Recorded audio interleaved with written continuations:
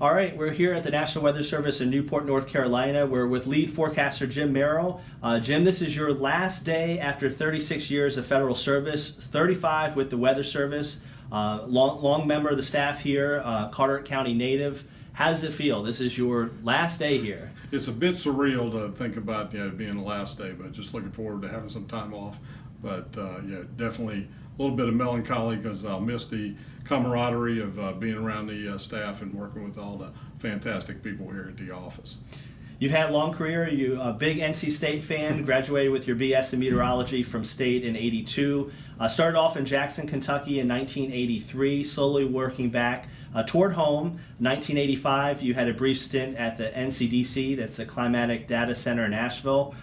13 years at the Weather Service in Raleigh, and then recently with the Newport office since August of 1998.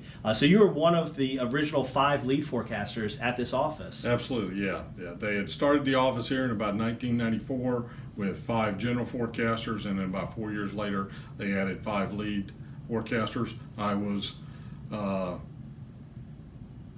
ready to spend the rest of my career in Raleigh. My wife and I and our sons loved Raleigh, whatever, but then had the opportunity to come home, and very blessed to have been able to move back home and work here at the Newport office. Now, you mentioned back home, you are a native of Carteret County, grew up near Beaufort, and you graduated from East Carteret High School. We want to really thank you for your service and being here at this office for so long. I want to kind of go over with you some of the top events we've had here at the office. So what are some of your biggest events that you've had working here at the Weather Service in Newport? It's quite a few over the last 20 years, and we could spend hours and hours on this, but obviously we're not going to do that. So when they started asking me about doing this, I started thinking about how sometimes actually experiencing the weather up close and personal, that a lot of people just probably don't think about, that the forecasters themselves and their families get affected by these weather events. So I was 6 of them that were quite memorable to me, that either something affected me or my family personally or whatever. So the first one was started here in early August of 1998, and less than a month later we were here. My wife and our 2 sons were 5 and 9 at the time, were staying in temporary quarters over Atlantic Beach. And the first day of school for them was approximately, I think, August 24th or 25th or so, and that's when we put up a hurricane watch for Hurricane Bonnie coming in.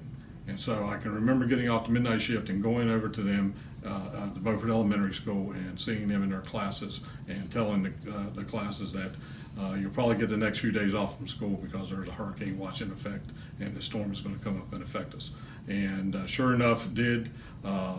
We were mandatory evacuated off of Boat Banks and had to go stay with the in-laws over in Beaufort, where we eventually nearly settled. So quite a start to the school year for my younger sons at that time.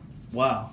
Got off to a big start. You mentioned you just started here with Hurricane Bonnie hitting a couple weeks later. That was August 24th through 22nd of 1998. Sticking with the hurricane theme, your second year here at the office, tell me a little bit more about August and September 1999. I know a lot of folks at home will remember 99 for Floyd, but tell me a little bit about Dennis and Floyd and the impact on you. Yes, that was quite unusual. Everybody remembers Floyd because of the devastating flooding that occurred, but it was all kind of set up by Hurricane Dennis, which we actually had 2 bouts of. That was a storm that came up near the coast and produced quite a bit of rainfall near the coast, and had a rain gauge at that time and did not empty it, and that's the only time it has been totally full, up to which holds about 11 inches. That it went up and glanced off, went off Cape Hatteras and stalled, and then did a loop-to-loop and came back in between Ocracoke and Cape Lookout, and then went inland towards Raleigh, and that produced quite a bit more rain over like Greenville and Kinston areas and upstream to Raleigh, which then got the rivers to rise. And about 10 days or 2 weeks later, Hurricane Floyd came along. It came in along the coast. We got winds and some tornado threat here, but the heavier rain fell inland, like 15 inches or so again, up in the Greenville and Kinston basins, and that just produced the most devastating flooding that it, recorded, I think, in recorded history for a number of those areas. You mentioned this in the beginning. Our mission in the Weather Service is protection of life and property. So a lot of folks think of meteorologists as folks that predict the weather and warn folks. But we have some good pictures you shared with us from flooding at your own home. These are your boys, obviously much younger. This is from Hurricane Dennis. So you spoke about Dennis hitting 10 days before Floyd, and then sharing some folks. Folks at home to really personalize this, that not only were you forecasting this weather, but Right. we're dealing with the same thing at home. Right. on the personal level. Those some interesting pictures that we had an old water ski, and my sons thought it would be fun to try surfing with this water ski in the front yard. And fortunately, have a low-lying yard that floods quite a bit if you get more than a couple inches of rain. All right, Jim, we're going to switch gears a little bit. January 23rd, 2003, another memorable event. A lot of people think of Eastern North Carolina with hurricanes, and you've already mentioned that with Floyd and Dennis. But what happened in the middle part of 03 that made that memorable for you?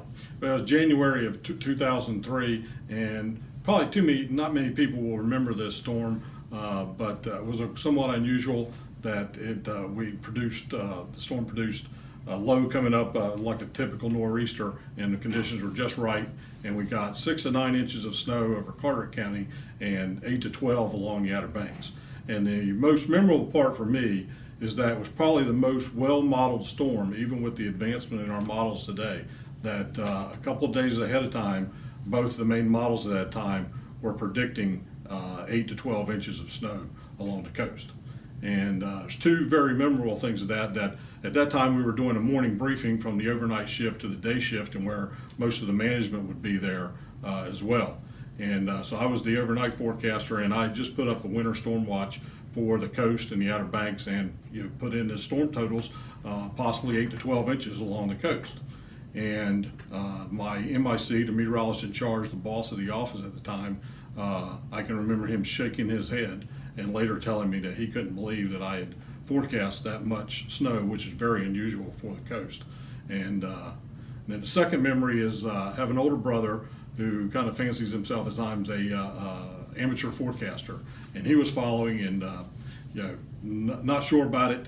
And then the morning of the event, I was on the overnight shift again and put out the forecast discussion that it had been like clear in the evening, but then things were coming together. The low was starting to develop to the south of us, and but no precip was showing up on the radar yet. But you could see some of the precursors of it, the clouds increasing. So I'd put in my forecast discussion. Things were on track and still expected snow to break out by around sunrise, and sure enough, that verified. We got like I said, 6 to 9 over Carteret County, 8 to 12 along the Outer Banks, and so very memorable when your brother calls you up later that day and said, you did a good job. I didn't quite believe on it, but he was like proud of you that you did right on that. So if you can pressure older brother, that's always a good thing. If you can impress your older brother, for sure. And for those that have not lived in the area for a long time, we do get snow pretty much each year in Eastern North Carolina, but usually flurries, not a huge deal. Of course, this past winter we had good snows and cold weather, but really have to go back to 03 until we had a big storm like that. And Jim mentioned the high snowfall amounts, but because of the wind, they had 3 to 4 foot snow drifts on portions of the Outer Banks, and then we had very cold conditions following the storm. So that's a once every 10 to 15 year event. Exactly. Big snow in '89, the one in 03, and then this past year. So we don't get many of those. No. So that certainly was a memorable one. Okay, we talked about the winter storms, but again, with our proximity to the ocean, tropical weather is a big one here, and we try to emphasize with people it doesn't have to be a category 2, 3, 4 storm to have an impact. Talk a little bit about Tropical Storm Gabrielle. That was in September of 07. Again, just a tropical storm. Yeah, it was otherwise a somewhat benign storm. It did produce some stronger winds, and but the most memorable thing for me personally is that I was working the day shift, and then a band of repeating showers set up right across Carteret County from like Harlow down 101 towards Beaufort, and training right across the area I live in. When I got home, the yard was already flooded.